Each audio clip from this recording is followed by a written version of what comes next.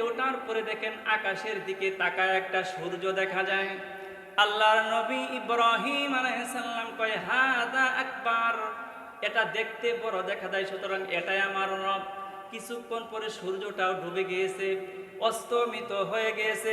আল্লাহর নবী ইব্রাহিম আলাইহিস সালাম কই এটাও আমার রব হতে পারে না, সুতরাং এটা যদি আমার রব হয় সেও আমাকে ধ্বংস করে দেবে। এবার আল্লাহর নবী ইব্রাহিম আলাইহিস সালাম কই ইন্নী ওয়াজ্জাহতু ওয়াজহিয়া লিল্লাযী ফাতারাস সামাওয়াতি ওয়াল আরদা হানিফান ওয়া মা আনা মিনাল মুশরিকিন। জোরে আওয়াজ দিয়ে বলুন না আল্লাহু আকবার। আল্লাহর নবী ইব্রাহিম আলাইহিস সালাম কই আমি সমস্ত কিছু থেকে মুখ ফিরিয়ে নিয়া যেই রব আমার আসমান আর জমিন সৃষ্টি করেছেন, আমি এমন রবের ইবাদত করব, এমন রবের দিকে আমি মুখ ফিরিয়ে নিলাম। আমার মুসলমান বন্ধুরে, তিনি তামাম পৃথিবী সৃষ্টি করেছেন, আকাশ জমিন সৃষ্টি করেছেন, সেই রবের নাম কি? একটু আওয়াজ দিয়ে বলেন না সেই রবের নামটা কি? আল্লাহ। আল্লাহর নবী ইব্রাহিম আলাইহিস সালাম কয় ওয়া মা আনা মিনাল মুশরিকিন, আমি মুশরিক, আমি শিরক থেকে মুক্ত, আমি শিরক করতে পারি না। কারণ শিরক এমন একটি গুনাহ যে ব্যক্তি শিরক করে সে সাথে সাথে জাহান্নামী হয়ে যায়। কথা কোন ঠিক না বেঠিক?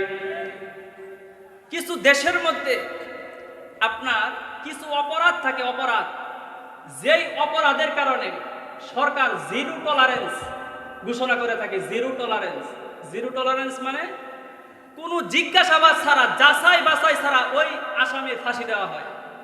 কথা বুঝতে পেরেছেন? রাষ্ট্রীয়ভাবে এমন কিছু অপরাধ থাকে যেই অপরাধের জন্য তাকে জিরো টলারেন্স মানে কোনো যাচাই বাছাই ছাড়া ওই ব্যক্তির ফাঁসি দেওয়া হয়। ঠিক তদ্রূপভাবে আমার আল্লাহ কিছু অপরাধের কারণে জিরো টলারেন্স, যাচাই বাছাই ছাড়া তাকে জাহান্নামী বানায় দেন। তার ভিতরে অন্যতম একটা অপরাধ হলো শিরক। কথা কোন ঠিক না বেঠিক? শিরক একটা মারাত্মক গুনাহ। যে ব্যক্তি শিরক করবে সাথে সাথে সে জাহান্নামী হয়ে যায়। এই শিরককারী সে যদি হাফেজের পিতাও হয়, আলেমের পিতাও হয়, স্বয়ং নবীর পিতাও হয়, তাহলে তারও মাফ নাই। নাকি মাফ আছে ভাই? কথা কোন মাফ আছে? এখন যদি কেউ বলে মুসলমান নাম নিয়ে একটু ভোট পাওয়ার জন্য, একটা ভোট পাওয়ার জন্য, এমপি হওয়ার জন্য, মন্ত্রী হওয়ার জন্য যদি পূজায় যায় বলে যে দুর্গা মা দুর্গা শুধু হিন্দু সম্প্রদায়ের জন্য না, তামাম পৃথিবীর জন্য সে দুর্গা মা, তার ঈমান থাকবে? বলা কথা বলেন, ঈমান থাকবে? এমন নেতার অনুসরণ করা যাবে? এমন নেতার অনুসরণ করা যাবে না, এমন নেতাকে ভোট দেওয়া যাবে না, এমন নেতার পক্ষে কথা বলা যাবে না। কথা কোন ঠিক না বেঠে? আমরা সেই নেতার পক্ষে যেই নেতা শিরকের পক্ষে থাকে না, আমরা সেই নেতার পক্ষে যেই নেতা শিরকের বিপক্ষে কথা বলে, শিরকের বিপক্ষে কথা বলে, আমরা সেই নেতার পক্ষে থাকবো না যেই নেতা শিরকের পক্ষে কথা বলে। কথা কোন ঠিক না বেঠে? দেখেন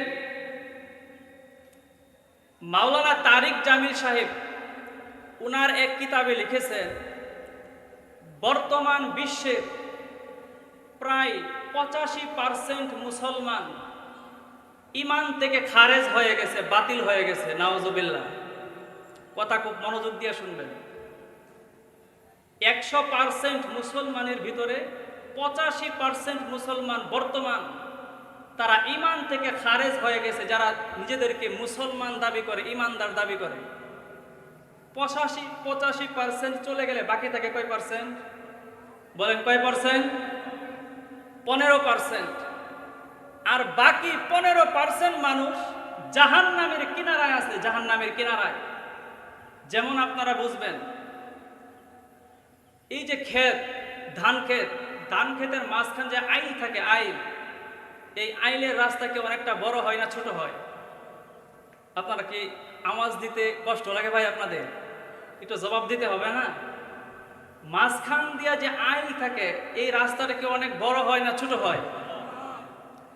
এখন যদি কোনো ব্যক্তি উপরের দিক তাকায়া বেহুশ অবস্থায় রাস্তা দিয়ে চলাচল করে আইল দিয়া, সে কি খেতে পড়বে না ভাই? পড়বে কি পড়বে না? গায়ে কাদা লাগবে কি লাগবে না? কাপড় নষ্ট হবে কি হবে না? ঠিক তদ্রুপ ভাবে 15% মানুষ জাহান্নামের কিনারায় আছে।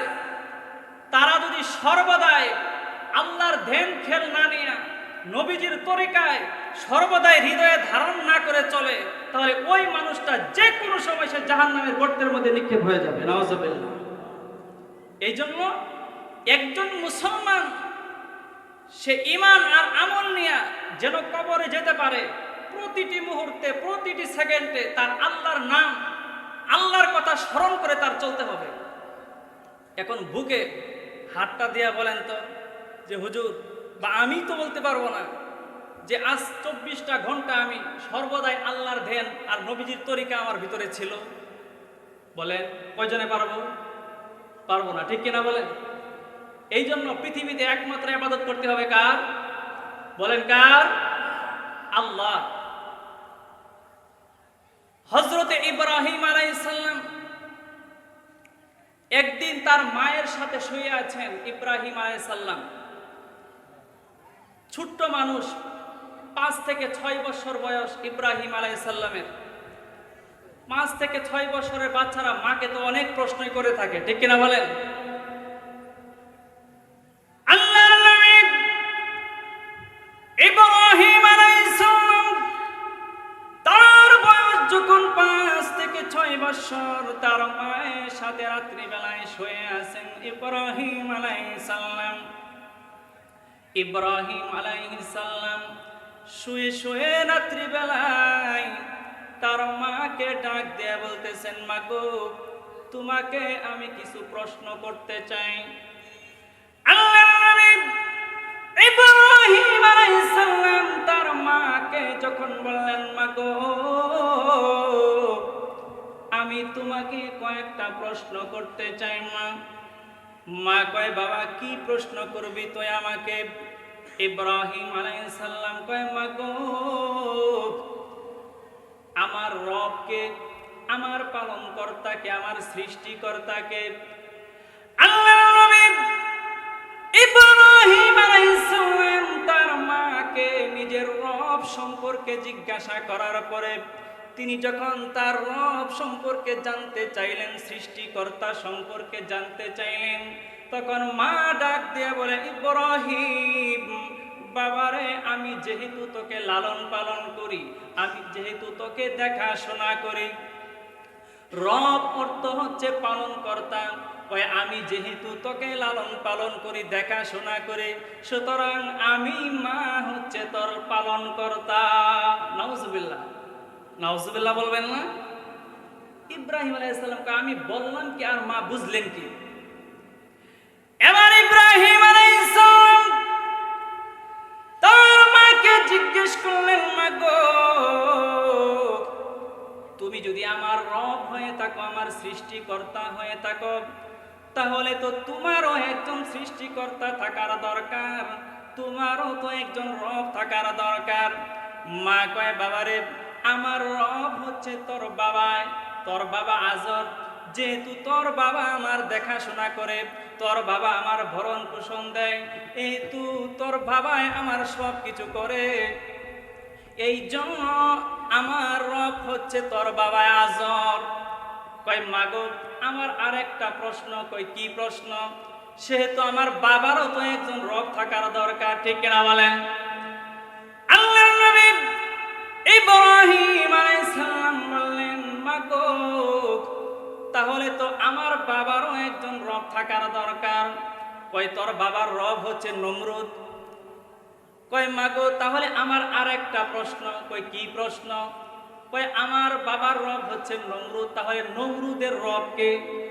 তাহলে নমরুদের রব? মা কয়, সাবধান সাবধান, আর যাইস না সামনে। এখন যদি সামনে যাস, নমরুদ যদি শুনতে পারে যে নমরুদের রবকে, নিশ্চিত নমরুদ তোকে হত্যা করবে, ফাঁসিতে ঝুলাইবে, শুলিতে জড়াইবে। কারণ নমরুদ তখন নিজেকে খোদা দাবি করতো, ঠিক কিনা বলেন? কয়, সামনে আর যাওয়া যাবে না। কয়, মা, তাহলে আমি মানি না। ওই নিশ্চিত নমরুদেরও আরেকটা কি আছে, বলেন কি আছে? রব আছে। মা কয় এই কথা যদি নমরুদ জানতে পারে বাবা, তাহলে তোকে নিশ্চিত হত্যা করে ফেলবে, শুলিতে চড়াইবে। এখন নমরুদ আপনার এই বাবা আজর, ইব্রাহিম আলাইহিস সালামের বাবা আজর রাত্রিবেলায় যখন বাসায় আসছে, বাসায় আসার পরে আজরের স্ত্রী আজরকে বলতেছে, জানো একটা খবর? ওই কি? তোমার ছেলে 4 থেকে 5 বছর এখনই যা প্রশ্ন করে। কই কি প্রশ্ন করে? কই আমাকে বলতেছে মা আমার রব কে? আমি বললাম আমি। কই তোমার রব কে? আমি বললাম তোর বাবা। কই বাবার রব কে? কোন নমরুদ। কই নমরুদের রব কে? এখন আজর কই সাবধান, এই সংবাদ যদি নমরুদের কানে যায় তাহলে আমাদের আর অস্তিত্ব থাকবে না, ঠিক কিনা বলেন?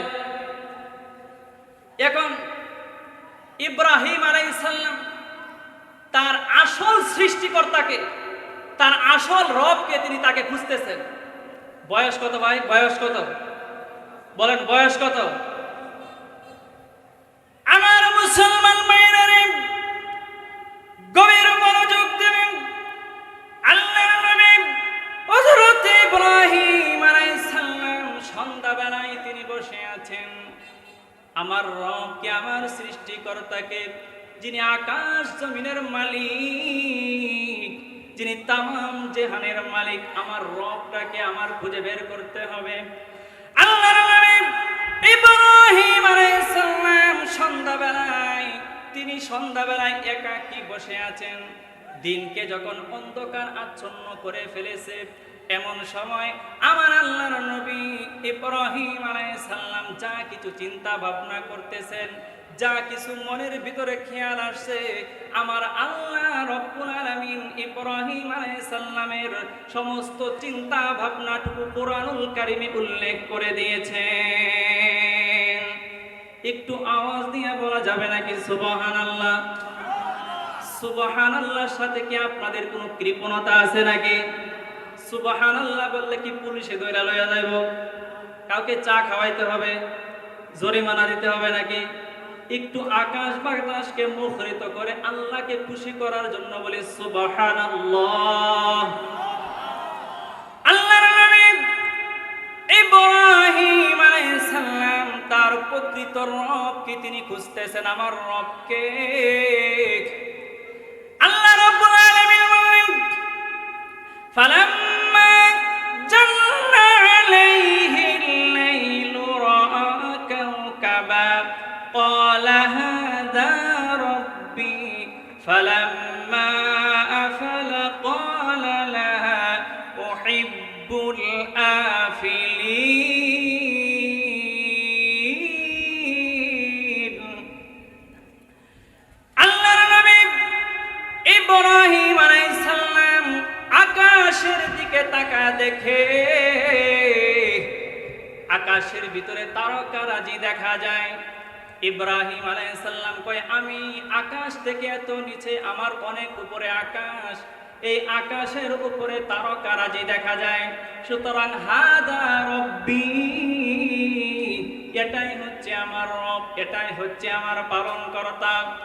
আমার মুসলমান ভাইরা রে, ফালাম্মা ফালা, একটু পরে যখন তারকারাজি অস্তমিত হয়ে গেল, তারকারাজি ডুবে গেছে, এবার ইব্রাহিম আলাইহিস সালাম কয় ক্বালা লা উহিব্বুল আফিলিন।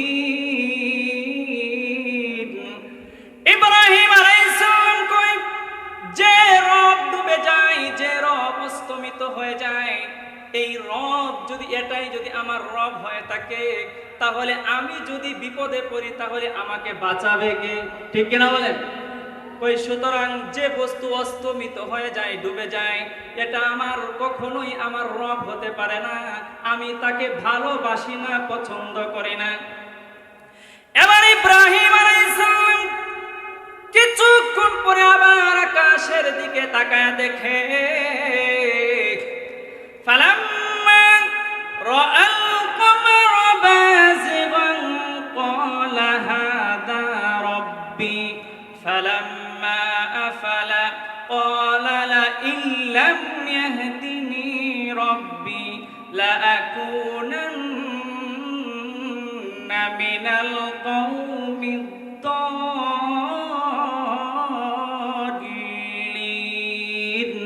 একটু আওয়াজ দিয়ে বলুন না আল্লাহু আকবার।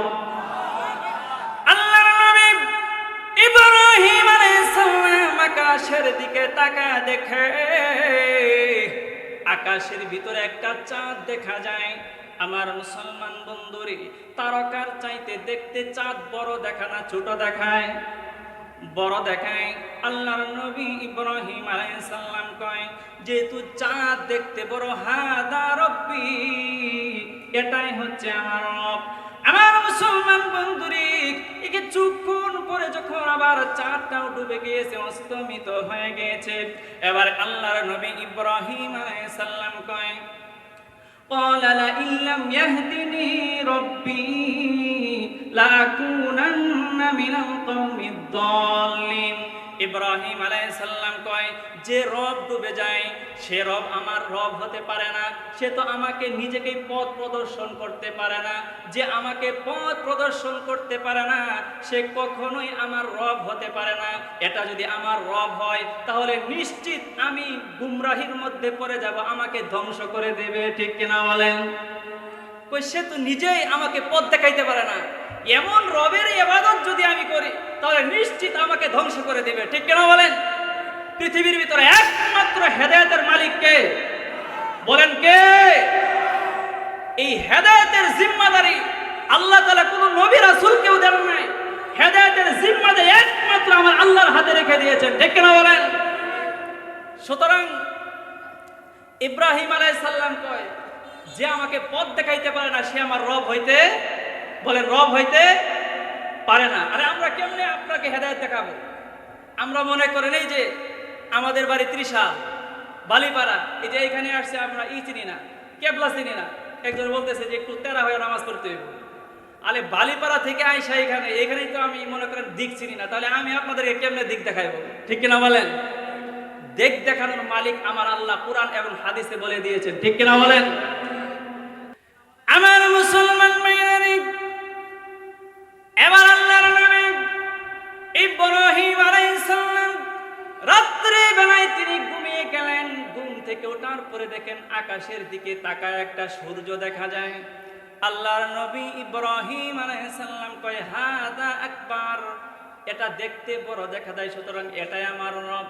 কিছুক্ষণ পরে সূর্যটাও ডুবে গিয়েছে, অস্তমিত হয়ে গিয়েছে। আল্লাহর নবী ইব্রাহিম আলাইহিস সালাম কই, এটাও আমার রব হতে পারে না, সুতরাং এটা যদি আমার রব হয় সেও আমাকে ধ্বংস করে দেবে। এবার আল্লাহর নবী ইব্রাহিম আলাইহিস সালাম কই, ইন্নী ওয়াজ্জাহতু ওয়াজহিয়া লিল্লাযী ফাতারাস সামাওয়াতি ওয়াল আরদা হানিফান ওয়া মা আনা মিনাল মুশরিকিন। জোরে আওয়াজ দিয়ে বলুন না আল্লাহু আকবার। আল্লাহর নবী ইব্রাহিম আলাইহিস সালাম কই, আমি সমস্ত কিছু থেকে মুখ ফিরানিয়া যেই রব আমার আসমান আর জমিন সৃষ্টি করেছেন, আমি এমন রবের ইবাদত করব, এমন রবের দিকে আমি মুখ ফিরিয়ে নিলাম। আমার মুসলমান বন্ধুরে, তিনি তামাম পৃথিবী সৃষ্টি করেছেন, আকাশ জমিন সৃষ্টি করেছেন, সেই রবের নাম কি? একটু আওয়াজ দিয়ে বলেন না সেই রবের নামটা কি? আল্লাহ। আল্লাহর নবী ইব্রাহিম আলাইহিস সালাম কয়, ওয়া মা আনা মিনাল মুশরিকিন, আমি মুশরিক, আমি শিরক থেকে মুক্ত, আমি শিরক করতে পারি না। কারণ শিরক এমন একটি গুনাহ যে ব্যক্তি শিরক করে সে সাথে সাথে জাহান্নামী হয়ে যায়। কথা কোন ঠিক না বেঠিক? কিছু দেশের মধ্যে আপনার কিছু অপরাধ থাকে, অপরাধ যেই অপরাধের কারণে সরকার জিরো টলারেন্স ঘোষণা করে থাকে। জিরো টলারেন্স, জিরো টলারেন্স মানে কোনো জিজ্ঞাসাবাদ ছাড়া, যাচাই বাছাই ছাড়া ওই আসামির ফাঁসি দেওয়া হয়। কথা বুঝতে পেরেছেন? রাষ্ট্রীয়ভাবে এমন কিছু অপরাধ থাকে যেই অপরাধের জন্য তাকে জিরো টলারেন্স মানে কোনো যাচাই বাছাই ছাড়া ওই ব্যক্তির ফাঁসি দেওয়া হয়। ঠিক তদ্রূপভাবে আমার আল্লাহ কিছু অপরাধের কারণে জিরো টলারেন্স, যাচাই বাছাই ছাড়া তাকে জাহান্নামী বানায় দেন। তার ভিতরে অন্যতম একটা অপরাধ হলো শিরক। কথা কোন ঠিক না ঠিক? শিরক একটা মারাত্মক গুনাহ। যে ব্যক্তি শিরক করবে সাথে সাথে সে জাহান্নামী হয়ে যায়। এই শিরককারী সে যদি হাফেজের পিতাও হয়, আলেমের পিতাও হয়, স্বয়ং নবীর পিতাও হয়, তাহলে তারও মাফ নাই। নাকি মাফ আছে ভাই? কথা কোন মাফ আছে? এখন যদি কেউ বলে মুসলমান নাম নিয়া একটু ভোট পাওয়ার জন্য, একটা ভোট পাওয়ার জন্য, এমপি হওয়ার জন্য, মন্ত্রী হওয়ার জন্য যদি পূজায় যায় বলে যে দুর্গা মা দুর্গা শুধু হিন্দু সম্প্রদায়ের জন্য না, তাম পৃথিবীর জন্য সে দুর্গা মা, তার ঈমান থাকবে? বলা কথা বলেন, ঈমান থাকবে? এমন নেতার অনুসরণ করা যাবে? এমন নেতার অনুসরণ করা যাবে না, এমন নেতাকে ভোট দেওয়া যাবে না, এমন নেতার পক্ষে কথা বলা যাবে না। কথা কোন ঠিক না বেঠে? আমরা সেই নেতার পক্ষে যেই নেতা শিরকের পক্ষে থাকে না।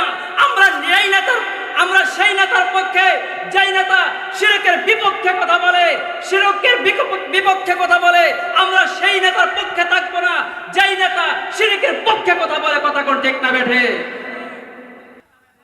আমরা এমপি হওয়ার জন্য, মন্ত্রী হওয়ার জন্য আমরা আমাদের ঈমানকে বিসর্জন দিতে পারি? কথা কোন ঠিক না বেঠে? শিরক এমন একটা মারাত্মক গুনাহ, স্বয়ং নবীর পিতা হইলেও তাকে ক্ষমা নাই। যেমন বুখারী শরীফের একটা হাদিস, হযরত ইব্রাহিম আলাইহিস সালামের পিতা আজর কিয়ামতের ময়দানে তার বাবার সাথে দেখা হয়ে যাবে। দেখা হয়ে যাওয়ার পরে আজর ইব্রাহিম আলাইহিস সালামের দিকে তাকায়া হাউমাউ করে কান্না শুরু করে দেবে, বাবা তুমি আজকে আমাকে বাঁচাও। ইব্রাহিম আলাইহিস সালাম বলবে, বাবা দুনিয়াতে তো আমি আপনাকে বলেছিলাম আমার অনুসরণ করেন, আপনি তো করেন নাই। কয় বাবা আমি আর কোনোদিন তোমার বিরুদ্ধাচরণ করব না, আমাকে বাঁচাও বাবা, আমাকে জাহান্নাম থেকে বাঁচাও। আল্লাহর নবী ইব্রাহিম আলাইহিস সালাম তার বাবার দিকে তাকায়া একটু মায়া লেগে যাবে। আপনারা বলুন, বাপ যতই অপরাধী হোক, যদি বাবা হয়ে থাকে বাবার প্রতি আলাদা মায়া লাগে কি লাগে না? দয়া লাগে কি লাগে না? আল্লাহর নবী ইব্রাহিম আলাইহিস সালাম তার বাবার দিকে তাকায়া মায়া লেগে যাবে, দয়া লেগে যাবে। ইব্রাহিম আলাইহিস সালাম তার বাবাকে ডাকতে বলবে, বাবা গো তুমি একটু দেখাও, তুমি একটু এখানে দাঁড়াও, একটু অপেক্ষা করো, দেখি তোমার জন্য কিছু করা যায় কিনা। আমার আল্লাহর দরবারে চলে যাবে, গিয়ে বলবে, ইয়া রব্বি ইন্নী ওয়া'আদতুকা আল্লা তুখজিনি ইয়াওমাল কিয়ামা। আল্লাহ গো তুমি আমার সাথে ওয়াদা করেছিলে কিয়ামতের ময়দানে তুমি আমাকে বেয়াজ্জতি করবে না, অসম্মানী করবে না। আল্লাহ বলবেন, ঠিকই তো আছে, আমি তোমার ওয়াদা রেখেছি, আজকে তো আমি তোমাকে কোনো বেয়াজ্জতি করি নাই, অপমানিত করি নাই। আল্লাহর নবী ইব্রাহিম আলাইহিস সালাম বলবে, মাবুদ গো তুমি আমাকে ঠিক অসম্মানী করো নাই, বেয়াজ্জতি করো নাই, কিন্তু আজকে আমি আমার নবীর পিতা, আমি নবী হইয়া আজকে আমার পিতা যদি জাহান্নামে যায়, আমার পিতাকে শাস্তি দেওয়া হয়, তাহলে আমার ইজ্জত আর থাকলো কই? ঠিক কিনা বলেন? কয় আমার ইজ্জত আর থাকলো কই? আল্লাহর নবী ইব্রাহিম আলাইহিস সালাম আল্লাহ তাআলার কাছে এই নির্দেশ, এই আরজিটা রাখার পরে আল্লাহ রাব্বুল আলামিন ইব্রাহিম আলাইহিস সালাম কয়, ইব্রাহিম গো তোমার পায়ের দিকে একটু তাকাও। পায়ের দিকে তাকায়া দেখে ইব্রাহিম আলাইহিস সালামের বাবা যেই জায়গায় অবস্থান করেছিল ওই জায়গার মধ্যে আমার আল্লাহ একটা শূকরের আকৃতি বানায়া ইব্রাহিম আলাইহিস সালামের বাবাটাকে একটা শূকরের আকৃতি বানায়া রেখেছেন। নাউজুবিল্লাহ, শূকরের আকৃতি বানায়া রেখেছেন। আল্লাহ রাব্বুল আলামিন কয়, ও ইব্রাহিম আজকে তুমি এই কথা আর বলতে পারবে না যে আমি তোমাকে বেয়াজ্জতি করেছি। তোমার বাবাকে আজকে আমি শূকরের আকৃতি বানায়া তোমার বাবাকে আমি জাহান্নামে নিক্ষেপ করব। সুতরাং কেউ আজকে বলতে পারবে না আমি ইব্রাহিমের বাবা আজরকে জাহান্নামে দিয়েছি। আল্লাহ তরিকা ভিন্ন করছেন, কিন্তু মাফ করছেন নাকি? বলেন মাফ করছেন? মাফ করছেন? তরিকা ভিন্ন করছেন। এই জন্য শিরক কখনো করা, বলেন শিরক করা যাবে? শিরক করা যাবে?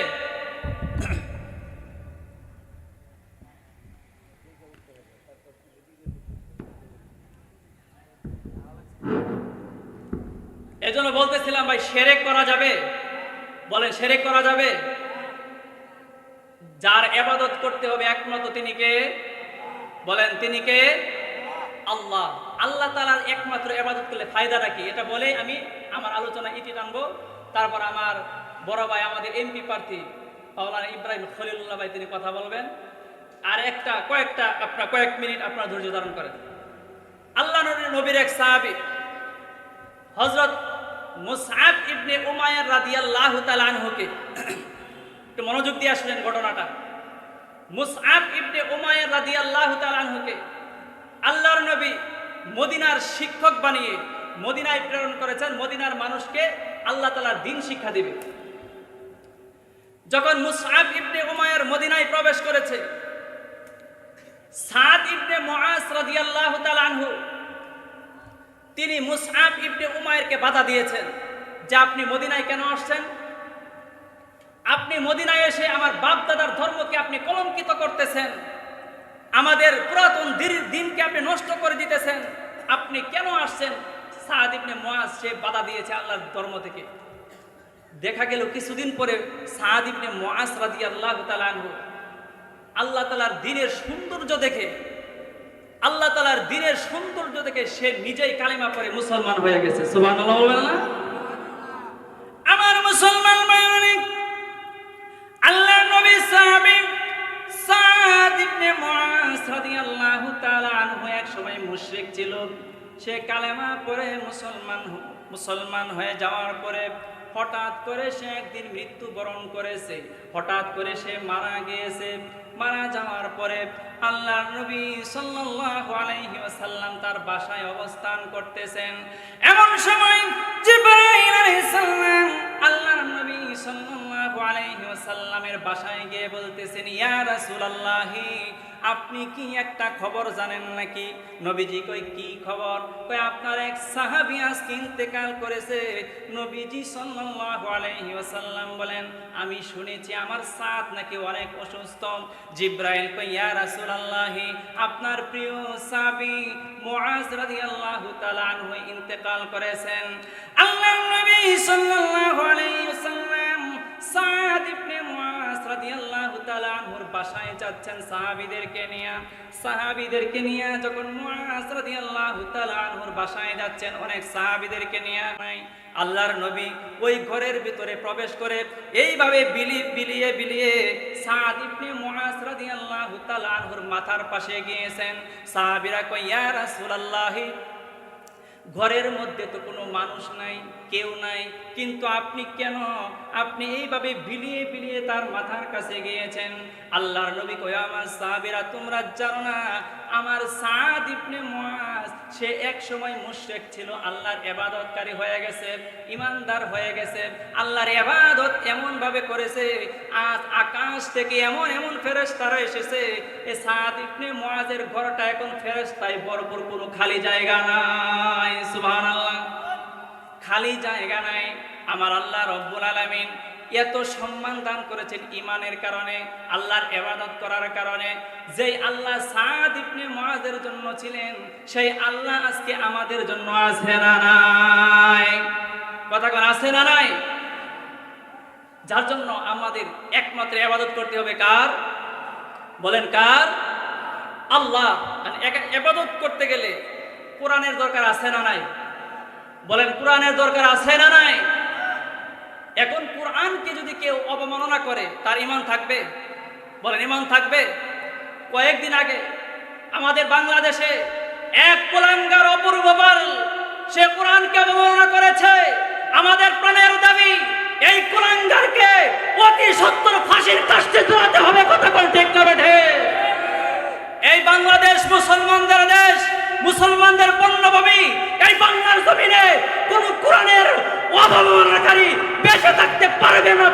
কথা কোন ঠিক না বেঠে? এই জন্য সবসময় আমাদের কোরআনের পক্ষে থাকতে হবে কি হবে না? কথা কোন হবে কি হবে না? কোরআনের মধ্যে রাজনীতি আছে না নাই? কথা কোন রাজনীতি আছে না নাই? এই জন্য আগামীতে আমাদের ভোট কোথায় হবে? বলেন কোথায় হবে? ইসলামের পক্ষে। কথা কোন ঠিক না বেঠি? এবারে ভোট দিব ভাই সেইখানে এবারে ভোট দেব ভাই সেই মানুষের যে মানুষ পক্ষে থাকে আল কোরআনের কথা কোন ঠিক না বেঠে। এবারে ভোট দেব ভাই সেই মানুষের যে মানুষ পক্ষে থাকে আল হাদিসের। এবারে আমাদের একটা সুযোগ এসেছে, আমরা কোন নাস্তিক, কোন মুরতাদ, কোন বেঈমান, কোন মুনাফিককে আমরা এবার নির্বাচিত করব না। আমরা আলেম দেখে, আমরা হক্কানি উলামায়ে কেরাম দেখে সুযোগ এসেছে, আমরা ন্যায়ের প্রতীক, আমরা সঠিক প্রতীক দেখে উলামায়ে কেরামকে নির্বাচিত করে আমরা দেশকে দুর্নীতি মুক্ত করব, চাঁদা মুক্ত করব। কথা কোন ঠিক না বেঠে? এই জন্য আমাদের পাশে যে বসে আছেন আমার অত্যন্ত শ্রদ্ধেয় বড় ভাই মাওলানা ইব্রাহিম খলিলুল্লাহ সাহেব দামাত বারাকাতুহুম আলিয়া, আপনারা একটা বুকে হাত দিয়া বলেন তো, এই যে বর্তমান যারা রাজনীতি করে আমাদের ইব্রাহিম খলিলুল্লাহ ভাই, তাদের চেয়ে নৈতিক দিক থেকে ভালো না খারাপ? আপনারা ইমানের সত্য কথা বলবেন, মিথ্যা কথা তো বলছি না, যে তাদের চেয়ে নৈতিক দিক দিয়ে আপনার সর্বদিক থেকে নৈতিক চরিত্র ভালো না খারাপ? তাহলে আমাদের তো ভালো মানুষকেই সাপোর্ট করার দরকার, এই নাকি বলেন ভাই? ভালো মানুষকেই তো আমাদের সাপোর্ট করার দরকার, ঠিক না বেঠে? এখন আপনি একজন আলেম, একজন সত্যবাদী, একজন দুর্নীতি মুক্তবাদ, একজন ভালো মানুষকে রেখে আপনি যদি নষ্ট একটা মানুষকে ভোট দেন, আল্লাহর আদালতে আপনার জবাব দিতে কি হবে কি হবে না? বলেন হবে কি হবে না? এই জন্য আমাদের সুযোগ এসেছে এবার, আমরা যদি একজন হক্কানি উলামায়ে কেরামকে আমরা সংসদে পাঠাইতে পারি, সে কখনোই এই আপনার এই তার বাজেটের টাকা দিয়ে সে কখনোই দুর্নীতি করবে না, সে কখনোই এই বাজেটের টাকা আপনার আত্মসাৎ করে বিদেশে বাড়ি করবে না। কথা কোন ঠিক না বেঠে? এই জন্য আমরা নিজেরা অঙ্গীকার করি, আমরা নিজেরা আমাদের বুটখানা আমরা ন্যায়ের পক্ষে দিব, আলেমকে দিব, এবং আমাদের যারা বন্ধু বান্ধব আছে, এলাকাবাসী আছে, আমরা তাদেরকে বুঝাইবো। আসো এবার সুযোগ এসেছে, আমরা একজন হক্কানি আলেমকে সংসদে পাঠায়া আমরা সমাজটাকে উন্নত করতে চাই। কথা কোন ঠিক না বেঠে? আল্লাহ তাআলা কবুল করেন আমাদের ইব্রাহিম খলিলুল্লাহ ভাই, তাকে আল্লাহ তাআলা জয়যুক্ত করে আমাদের দেশকে, আমাদের সমাজকে সন্ত্রাস মুক্ত, চাঁদাবাজ মুক্ত, দুর্নীতি মুক্ত করার তৌফিক দান করেন। সবাই বলি আমিন। ওয়া আখির দাওয়ানা আনিল হামদুলিল্লাহি রাব্বিল আলামিন।